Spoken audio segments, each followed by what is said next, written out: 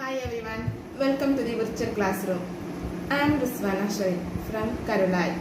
I am an English teacher. ഇന്ന് ഞാനിവിടെ discuss ചെയ്യാൻ പോകുന്നത് 10th സ്റ്റാൻഡേർഡിലെ ഇംഗ്ലീഷ് പാഠപുസ്തകത്തെ കുറിച്ചാണ്. എൻ്റെ ക്ലാസ് നിങ്ങൾക്ക് ഉപകാരപ്പെടുന്നുണ്ടെങ്കിൽ, യൂസ്ഫുൾ ആവുന്നുണ്ടെങ്കിൽ തീർച്ചയായിട്ടും നിങ്ങൾ ലൈക്ക് ചെയ്യുക, ഷെയർ ചെയ്യുക, സബ്സ്ക്രൈബ് ചെയ്യുക. അതുപോലെ തന്നെ നിങ്ങളുടെ ഫ്രണ്ട്സിനും ഇത് സജസ്റ്റ് ചെയ്യുക. Unit 2 the frames. ഫ്രെയിംസ് എന്ന് പറഞ്ഞാൽ എന്താ നിങ്ങളുടെയൊക്കെ മനസ്സിൽ ആദ്യമായിട്ട് വരുന്നത്? Yes, cinema, movies. Film is a reflection of our life, our society, our culture, moreover our tradition. നമ്മുടെ ജീവിതത്തിലെ ഒരു പ്രധാന പങ്ക് വഹിക്കുന്നുണ്ട് സിനിമ. സിനിമ വളരെയധികം നമ്മളെ സ്വാധീനിച്ചൊരു ഘടകം തന്നെയാണ്. So this unit definitely help you to understand more about the film ആണ്. The unit consists of 3 chapters. The first chapter is the Project Tiger. It's a memoir. And the second chapter is My Sister's Shoes. It's a screenplay. And the third chapter is Blowing in the Wind. It's a poem. Now we can discuss the first chapter, The Project Tiger, by Satyajit Ray. എന്താണ് ഇതിൽ പറയുന്നത്? സത്യജിത് റേ എന്താണ് share ചെയ്തു തരുന്നത്? അദ്ദേഹം ഒരു ടൈഗറിനെ വെച്ച് ഒരു സിനിമ ഷൂട്ട് ചെയ്തിരുന്നു. അതിൽ അദ്ദേഹം നേരിട്ട ചാലഞ്ചസ്, എന്തൊക്കെ മുൻകരുതലുകൾ, എന്തൊക്കെ വെല്ലുവിളികൾ അദ്ദേഹത്തിന് നേരിടേണ്ടി വന്നു എന്നതിനെ കുറിച്ച് ഒരു ഓർമ്മക്കുറിപ്പാണ് നമ്മൾ ഇന്നിവിടെ പഠിക്കാൻ പോകുന്നത്. Before that I want to ask you one thing. ഒരു മെമ്മറി നമ്മൾ 9ാം ക്ലാസ്സിൽ പഠിച്ചിട്ടില്ലേ? ഏതാണ്? ഒരു ഇൻസ്പയർ ചെയ്യുന്ന സ്റ്റോറി.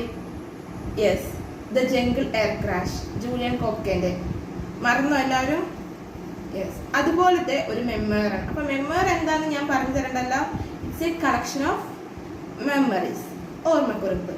അപ്പോൾ നമ്മുടെ യൂണിറ്റ് 2ലെ ഫസ്റ്റ് ചാപ്റ്റർ സത്യജിത് റേന്റെ ഒരു ഓർമ്മക്കുറിപ്പാണ്.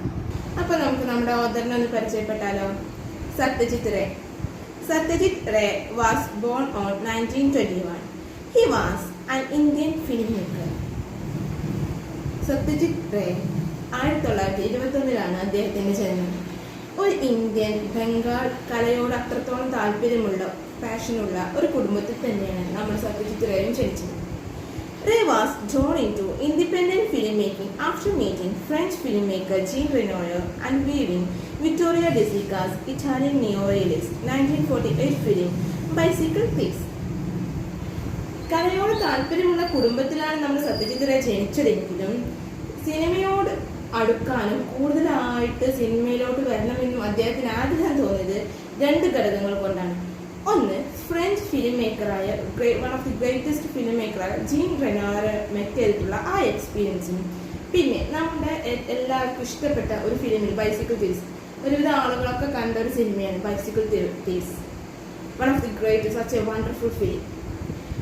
ബൈസിക്കിൾ തീവ്സ് എന്ന ന്യൂ റിയലിസ്റ്റ് ഫിലിം അത് കണ്ടതിന് ശേഷം കൂടെ ആ സിനിമ അദ്ദേഹത്തെ വളരെ ഇൻഫ്ലുവൻസ് ചെയ്തു. അങ്ങനെയാണ് അദ്ദേഹം സിനിമയെ കുറിച്ച് അറിയാനും സിനിമയിലോട്ടുള്ള സ്വതന്ത്രമായിട്ടുള്ള അദ്ദേഹത്തിന് കടന്നുവരവും ആരംഭിച്ചത്.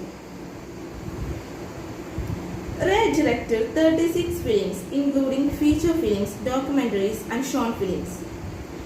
ഷോർട്ട് ഫിലിംസും ഫീച്ചർ ഫിലിം അടങ്ങിയ ഒരു 36ഓളം ഫിലിം റേ നിർമ്മിച്ചിട്ടുണ്ട്. ഫിലിം മേക്ക് ചെയ്തിട്ടുണ്ട്. He was also a fiction writer, publisher, illustrator, calligrapher, music composer and film critic. He was not only a director but also a fiction writer, composer, publisher, illustrator and calligrapher, film critic, etc. He has also authored several short stories and novels. ഒരുപാട് നോവലുകളുടെയും short സ്റ്റോറികളുടെയും ഉപജ്ഞാതാവ് കൂടിയായിരുന്നു നമ്മുടെ Satyajit Ray. Here is an article by Satyajit Ray, one of the greatest filmmakers, on how he managed to shoot the scenes of a film which included a tiger. എന്താ പറയുന്നത്? സത്യജിത് റേ എങ്ങനെ ഒരു ടൈഗറിനെ വെച്ച് ഒരു ഫിലിം ഷൂട്ട് ചെയ്തു എന്നുള്ളതിനെ കുറിച്ചൊരു ആർട്ടിക്കിളാണ് ഇന്ന് നമ്മളിവിടെ പഠിക്കാൻ പോകുന്നത്. അതിനു മുമ്പ് എനിക്കറിയണം, നമ്മൾ ഒരുപാട് സിനിമകൾ കണ്ടിട്ടുണ്ട് അനിമൽസിനെ വെച്ചിട്ട്. ഹോളിവുഡൊക്കെ എടുത്ത് നോക്കുകയാണെങ്കിൽ നമ്പർ ഓഫ് ഫിലിംസ് ഉണ്ട് അനിമൽസിനെ വെച്ചിട്ട്. അവരെ വെല്ലാൻ ആർക്കും കഴിയില്ല. അതുപോലെ തന്നെ നമ്മുടെ മലയാളത്തിലുണ്ട് ഒരുപാട് സിനിമകൾ. വർഷങ്ങൾക്ക് മുമ്പ് മൃഗീയ അല്ലേ, ടെക്നോളജി ഒന്ന് ഡെവലപ്പ് ആവുന്നതിന് മുമ്പ് തന്നെ എങ്ങനെ എത്ര ബ്രില്യൻ്റ് ആയിട്ടാണ് ആ ഫിലിം മേക്കർ ആ ഫിലിം എടുത്ത് ആക്ടേഴ്സ് നന്നായിട്ട് അഭിനയിച്ചു. ഈയിടെ ഇറങ്ങിയ റിക് മാസ്റ്റർ, അത് നമുക്ക് മറക്കാൻ കഴിയില്ല. അതും ഒരു ബ്രില്യൻ്റ് ആയ ഡോഗാണ്, നല്ല രീതിയിൽ അഭിനയിച്ച് തകർത്ത്. പിന്നെ ഒന്നാണ് CID മൂസ. അങ്ങനെ ഒരുപാട് മലയാളത്തിലും ഒരുപാട് സിനിമകൾ വന്നിട്ടുണ്ട്. ഇതൊക്കെ ടെക്നോളജിയും നന്നായിട്ട് ആ സിനിമയ്ക്ക് വേണ്ടിയിട്ട് സഹായിച്ചിട്ടുണ്ട്. ടെക്നോളജിയുടെ സഹായം നന്നായിട്ട് ഫിലിം മേക്കേഴ്സ് യൂസ് ചെയ്തിട്ടുണ്ട്. പക്ഷേ ഇവിടെ സത്യജിത് റേ പറയുന്നത് 1950കളിൽ 50s എങ്ങനെ ഒരു ടൈഗറിനെ വെച്ചിട്ടൊക്കെ സിനിമ എടുക്കുക, അതിന്റെ ബുദ്ധിമുട്ടുകൾ, അതിൽ അദ്ദേഹം നേരിട്ട ചാലഞ്ചസ്, അതിനെ കുറിച്ചൊക്കെയാണ് ഇന്ന് ഇവിടെ ഈ ചാപ്റ്ററിൽ ഉൾപ്പെടുത്തിയിട്ടുള്ളത്.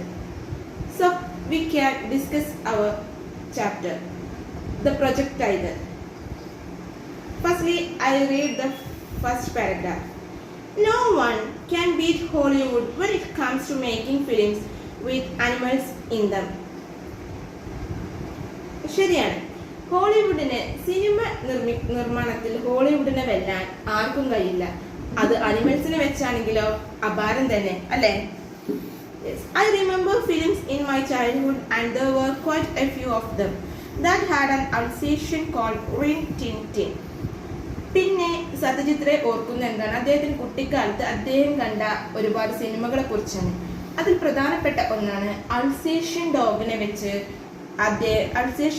വെച്ച് ചെയ്ത ഒരു ഫിലിമുണ്ട്. ആ അൾസേഷ്യൻ ഡോഗിന്റെ പേരാണ് റിൻ ടിൻ ടിൻ. അത് അദ്ദേഹം മറക്കുന്നില്ല. Then he says that this dog's acting was more impressive than a human. മനുഷ്യനേക്കാൾ നന്നായിട്ട് അപാരമായിട്ടാണ് ഈ ഡോഗ് അഭിനയിച്ച് തകർത്തത്. Later, we go to see 3 or 4 other films with a collie called Lassie.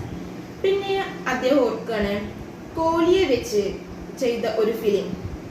എന്താ കോലി എന്ന് പറഞ്ഞാൽ നമ്മുടെ യൂറോപ്പിൽ, അതായത് സ്വിറ്റ്സർലൻഡ്, ഇംഗ്ലണ്ട് അവിടെയൊക്കെ കാണപ്പെടുന്ന ഒരു തരം ഡോഗാണ്. ഒരുപാട് ലൈക്ക് ഷീപ്പ്, ഒരുപാട് രോമങ്ങളൊക്കെ ഉള്ള ഒരു ഡോഗ്. അതിന്റെ പേരാണ് ലാസി. ലാസിയെ വെച്ച് ചെയ്ത സിനിമ അദ്ദേഹം ഓർക്കുകയാണ്. It seemed that the director could make Lassie do just about anything. These trained dogs were famous stars in their own right. This trained dog, ഈ ലാസി ഒരു അപാര ഡോഗ്, നല്ല അടിപൊളി ട്രെയിൻ ചെയ്ത ഒരു ഡോഗ് തന്നെയാണ്. അതിന്റെ അഭിനയം ഒരു മനുഷ്യൻ, അതായത് ഒരു നമ്മുടെ സൂപ്പർ സ്റ്റാർ ചെയ്യുന്ന പോലെ തന്നെ മികച്ചതായിരുന്നു. And the money they earned was no less than what a real film star got. ഒരു സൂപ്പർ സ്റ്റാർ ഒരു ആക്ടർ അഭിനയിച്ച് നേടുന്ന പണത്തെ അത്ര തന്നെ ഒരു ട്രെയിൻഡ് ഡോഗും ഉണ്ടാക്കുന്നുണ്ട്. Their owners could easily make as much as 100,000 rupees from just one film. ഒറ്റ സിനിമയിൽ നിന്ന് തന്നെ ഡോഗ്സിന്റെ ഓണേഴ്സിന് ഒരുപാട് പൈസ സമ്പാദിക്കാൻ കഴിയുന്നു. In the first paragraph, നിങ്ങൾക്ക് മനസ്സിലായി. What do you get from the first paragraph? Okay, now we can move on to the second paragraph. I realized how reverently this animal across were treated when I happened to see the shooting of a film 20 years ago in a Disney studio in Hollywood.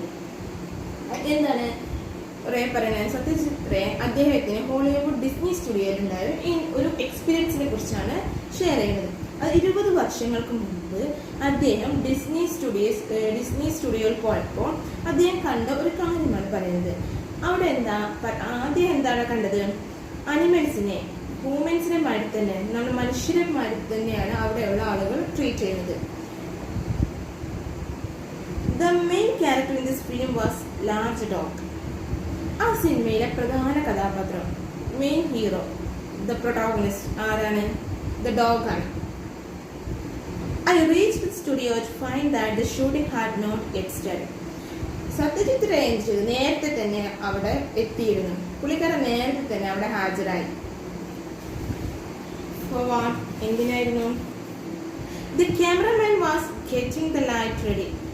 അവിടെ എത്തിയപ്പോഴാണ്, വേറെ ആരും എത്തിയിട്ടില്ല, cameraman light ഒക്കെ setup ആക്കി വെക്കുന്നുണ്ട്. എന്തിനായിരുന്നു? It is customary for actors to be present when the lights are arranged. അതൊരു പതിവ് ശൈലി തന്നെയാണ്. ആക്ടേഴ്സ് വരുന്നതിന് മുമ്പ് തന്നെ ക്യാമറമാന് ലൈറ്റൊക്കെ റെഡിയാക്കി ഷോട്ട് എവിടെ നിൽക്കണം, ആക്ടേഴ്സ് എവിടെ നിൽക്കണം, ആക്ടേഴ്സ് എവിടെ ഇരിക്കണം, ഇതൊക്കെ തീരുമാനിക്കുന്നത് ക്യാമറമാനാണ്. അപ്പൊ അതിനനുസരിച്ച് ക്യാമറമാന് ലൈറ്റ് ഒക്കെ റെഡിയാക്കണം, അറേഞ്ച് ചെയ്യണമായിട്ട്. അതിനാണ് ക്യാമറമാൻ നേരത്തെ അവിടെ എത്തിയത്. For they have to show the cameraman how they will walk or where they will stand in a particular shot. Yes, അതന്നെ. ഒരു പ്രത്യേക ഷോട്ട് എവിടുന്ന് എടുക്കണം, എവിടെ നിൽക്കണം, എവിടെ ഇരിക്കണം എന്നുള്ളതൊക്കെ ക്യാമറമാന് അതെല്ലാം അറേഞ്ച് ചെയ്യണമായിരുന്നു. In the case of every famous stars, this job is done by their standings. ഇങ്ങനെയുള്ള സാഹചര്യങ്ങളിൽ മെയിൻ ആക്ടേഴ്സ് ആദ്യം വന്ന് അവിടെ വരില്ല. അവിടെ സ്റ്റുഡിയോയിൽ എല്ലാം റെഡി ആയതിനു ശേഷം ലൈറ്റൊക്കെ അറേഞ്ച് ചെയ്തതിനു ശേഷമേ വരുള്ളൂ. പക്ഷേ അതിനു മുമ്പ് ആരവിടെ വരും? ഇവരുടെ സ്റ്റാൻഡിങ്സ് എന്ന് പറഞ്ഞാൽ എന്താ? ഗ്രൂപ്പില് നമുക്ക് എല്ലാവർക്കും അറിയാം, എല്ലാം നമ്മൾ സിനിമയിലൊക്കെ കണ്ടിട്ട് പല സ്റ്റണ്ടൊക്കെ ചെയ്യണത്, പല ആക്ടേഴ്സിന്റെ സ്റ്റണ്ടുകളൊക്കെ ചെയ്യുന്നത് നമ്മൾ എഴുതും അവരാണ്. പക്ഷെ ശരിക്കും ആരെ ചെയ്യല്? ഗ്രൂപ്പുകൾ വെച്ചിട്ടാണ് ചെയ്യല്. അതേപോലെ തന്നെ ഇവിടെ ഹോളിവുഡ് സിനിമയിലും ഇതുള്ള ഇങ്ങനെ ക്യാമറകളൊക്കെ സെറ്റായി, ക്യാമറ സെറ്റ് ചെയ്ത് കറക്റ്റ് പൊസിഷനിലാണോ, അതുപോലെ എവിടെ നിൽക്കണം, ആക്ടേഴ്സ് എവിടെ നിൽക്കണം, എവിടെ ഇരിക്കണം, ഇതൊക്കെ അറിയുന്നതും വീക്ഷിക്കുന്നതും മെയിൻ ആക്ടേഴ്സ് അല്ല, പകരം അവരുടെ ഗ്രൂപ്പുകളാണ്. മനസ്സിലായോ? A stand-in is usually a person who is physically similar to the real star. എപ്പോഴും സ്റ്റാൻഡിന് എങ്ങനെയുള്ള അതായിരിക്കും? അതായത് നമ്മുടെ ആക്ടേഴ്സിനും അത്രത്തോളം മാച്ച് ആയിരിക്കും, ഫിസിക്കലി അവർ സെയിം ആയിരിക്കും, അത്രത്തോളം അവരുമായിട്ട് അടുത്ത ഒരാളായിരിക്കും അവരുടെ group. The stars themselves arrive only when the lights are ready and it's time to take shot. Stars എപ്പോഴാണ് വരിക? ഹീറോസ് ഒക്കെ എപ്പോഴാണ് വരിക? ലൈറ്റൊക്കെ അറേഞ്ച് ചെയ്തിട്ടുണ്ട്. ഈ ഡൂപ്പ് അവരെ അറിയിച്ചതിന് ശേഷമാണ്, എല്ലാം കറക്റ്റായിട്ടാണ് നടക്കുന്നത് അറിഞ്ഞതിന് ശേഷമാണ് നമ്മുടെ സ്റ്റാർസ് എല്ലാം അങ്ങോട്ട് ഷൂട്ട് ചെയ്യുന്ന സ്ഥലത്തോട്ട് വരും. മനസ്സിലായോ? What you get from the second paragraph? എന്താ നിങ്ങൾക്ക് മനസ്സിലായത്? ഞാൻ ഒന്നും കൂടി ഷോർട്ടായിട്ട് പറഞ്ഞുതരാം കേട്ടോ. അതായത് സത്യജിത് റേക്ക് ഒരു 20 വർഷങ്ങൾക്ക് മുമ്പ് ഡിസ്നി സ്റ്റുഡിയോ, ഹോളിവുഡിലെ ഡിസ്നി സ്റ്റുഡിയോ സന്ദർശിക്കുകയുണ്ടായി. അവിടെ വെച്ച് അദ്ദേഹത്തിനുണ്ടായ ഒരു അനുഭവമാണ് അദ്ദേഹം പറയുന്നത്. അവിടെ ഡോഗുകളെ, നായകളെയൊക്കെ മനുഷ്യരെ പോലെ തന്നെയാണ് കാണുന്നത്. അവിടെ അദ്ദേഹത്തിന് ഒരു ദിവസം ഒരു സിനിമ ഷൂട്ട് ചെയ്യുന്നത് കാണാൻ അവസരം ഉണ്ടായി. അതിൽ മെയിൻ ആക്ടർ ആരായിരുന്നു? ഒരു ഡോഗിനെയായിരുന്നു. അങ്ങനെ അദ്ദേഹം ആ ഡോഗിനെ വീക്ഷിച്ചുകൊണ്ടിരുന്നപ്പോഴാണ് ക്യാമറമാൻ അവിടെ വന്നത്. ക്യാമറമാൻ എന്തായി? ലൈറ്റൊക്കെ അദ്ദേഹം സത്യജിത് റേ നേരത്തെ അവിടെ എത്തിയിരുന്നു, ബാക്കി ആരും അവിടെ ഉണ്ടായിരുന്നില്ല. ദെൻ ക്യാമറമാൻ വന്നു, he arranged light and everything. Cameraman light എല്ലാം അറേഞ്ച് ചെയ്തു. പക്ഷേ ഹീറോസ് ആരും വന്നില്ല. പകരം ആരാ വന്നത്? അവരുടെ ഗ്രൂപ്പ് വന്ന് അവരെന്ത് ചെയ്തു? അവരെല്ലാം കണ്ടു, അവർ അറേഞ്ച് ചെയ്തെല്ലാം കറക്റ്റാണോ, എവിടെ ആയിരിക്കണം ആക്ടേഴ്സ് നിൽക്കേണ്ട, ഇതെല്ലാം അവർ മനസ്സിലാക്കി. അതിനുശേഷം ആര് വന്നു? അതിനുശേഷമാണ് after that the main hero entered. അതിനുശേഷമാണ് നമ്മുടെ മെയിൻ ആക്ടേഴ്സ് വരുന്നത്. ഇതാണ് ഈ പാരഗ്രാഫിൽ പറയുന്നത്. മനസ്സിലായില്ലേ? നമുക്ക് തേർഡ് പാരഗ്രാഫിലോട്ട് പോയാലോ? Yes, let's see. Here in Disney studio, I noticed that a few actors were moving about in the set, and on one side, standing quietly, was the protagonist, the same large dog. The cameraman shouted to everyone to take their positions, but the dog remained where it was. That puzzled me. Could it be that it was not recorded in the next shot? മനസ്സിലായോ? Here in Disney studio, ഇവിടെ ഈ Disney സ്റ്റുഡിയോയിൽ I noticed that few actors were moving about in the set.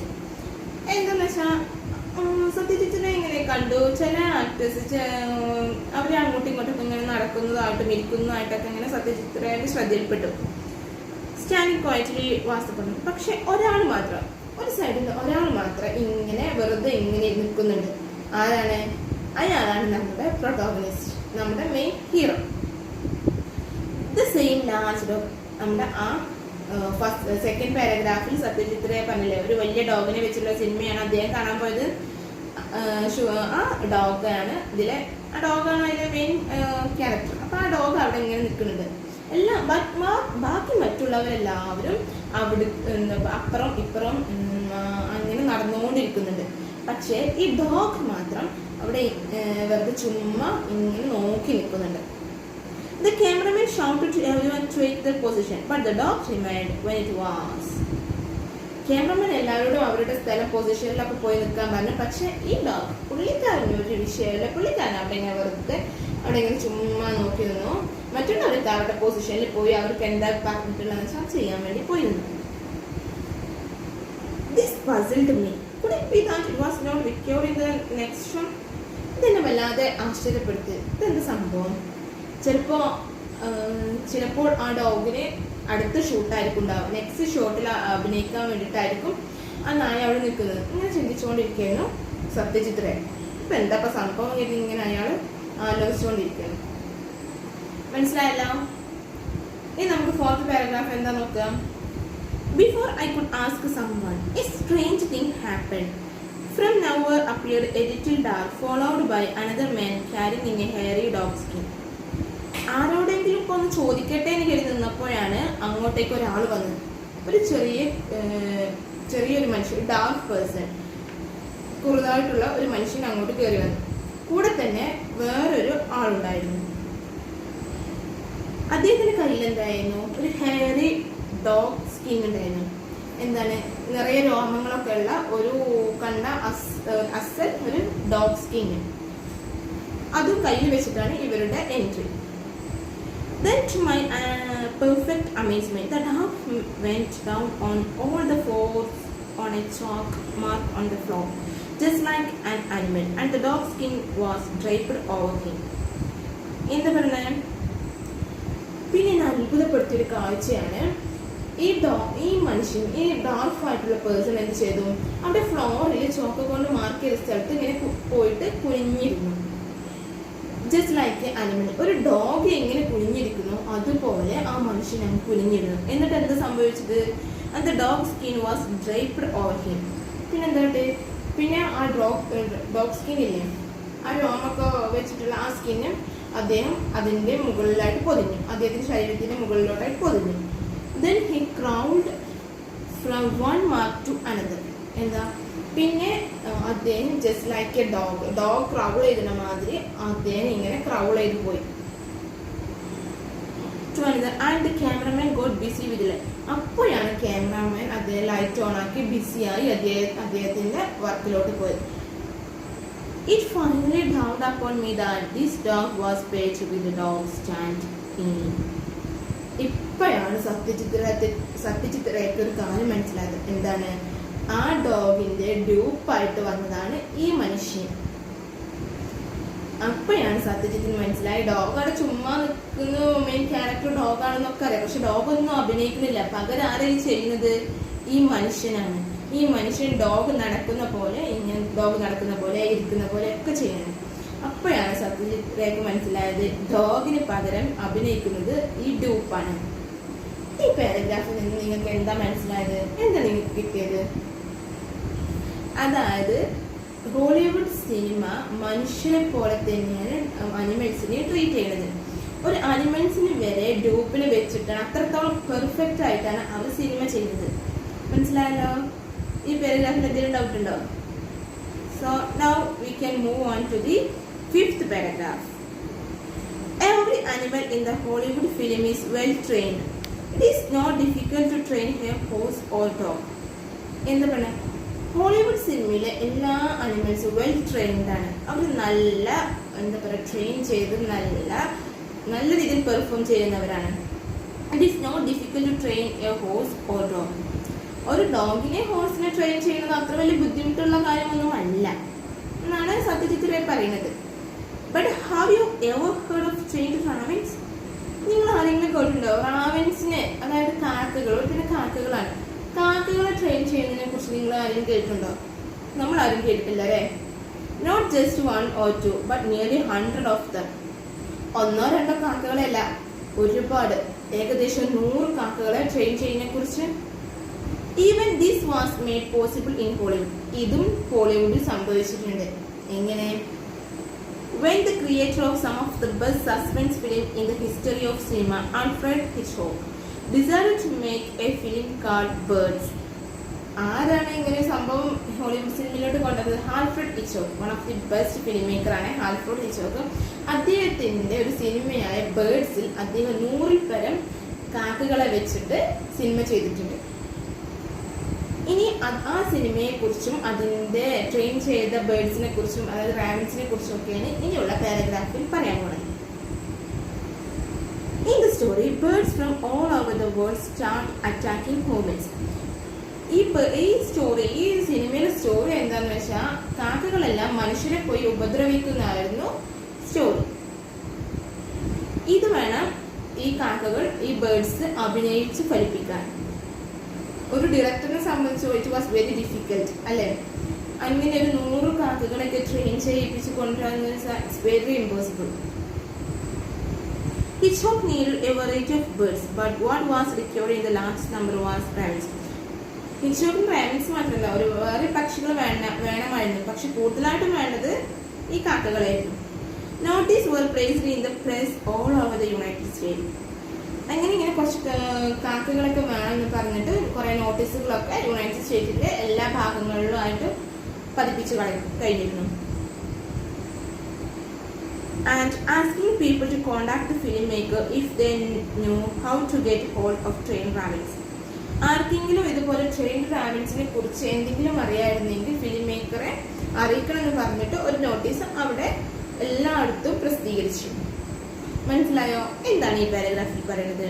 Hollywood സിനിമയില് Satyajit ray എന്താണ് പറയാൻ ഉദ്ദേശിക്കുന്നത്? Hollywood സിനിമയില് ഡോഗിനെയും ഹോഴ്സിനെയൊക്കെ നമ്മൾ ഒരുപാട് സിനിമ കണ്ടിട്ടുണ്ട്. ഡോഗും ഹോഴ്സും ഒക്കെ വെച്ചിട്ട് ഹോളിവുഡ് സിനിമയിലായാലും മലയാള സിനിമയിലായാലും ഒക്കെ അവരെ വെച്ചിട്ട് ചെയ്ത സിനിമകളൊക്കെ നമ്മൾ കണ്ടിട്ടുണ്ട്. പക്ഷേ നമ്മൾ ആരും ബേർഡ്സിനെ, അതായത് 100-ൽ പരം ബേർഡ്സിനെ വെച്ച് ട്രെയിൻ ചെയ്ത സിനിമകളൊന്നും നമ്മൾ കണ്ടിട്ടില്ല അല്ലേ? അങ്ങനെ ഒരു സിനിമ നടന്നിട്ടുണ്ട്. എവിടെ? ആൽഫ്രഡ് ഹിച്ച്കോക്ക് എന്ന് പറയുന്ന ഒരു one of the best film maker ഉണ്ട്. അദ്ദേഹത്തിന്റെ ബേർഡ്സ് എന്ന് പറയുന്ന സിനിമയിൽ 100-ൽ പരം കാക്കകളെ ആവശ്യമായിരുന്നു, ട്രെയിൻ ചെയ്ത കാക്കകളെ.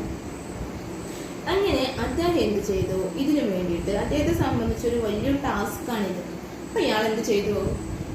ഡയറക്ടർ നോട്ടീസ് ഒക്കെ ഇറക്കി യുണൈറ്റഡ് സ്റ്റേറ്റിലെ എല്ലാ ഭാഗത്തായിട്ടും ട്രെയിൻഡ് ആയിട്ടുള്ള റാവൻസിനെ ആവശ്യമുണ്ട്, ഫിലിമിൽ അഭിനയിക്കാനാണെന്ന് പറഞ്ഞിട്ട് പരസ്യം കൊടുത്തു. ഇതാണ് ഈ പാരഗ്രാഫിൽ പറയുന്നത്.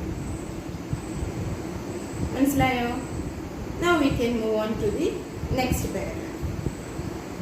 Someone replied within a few days.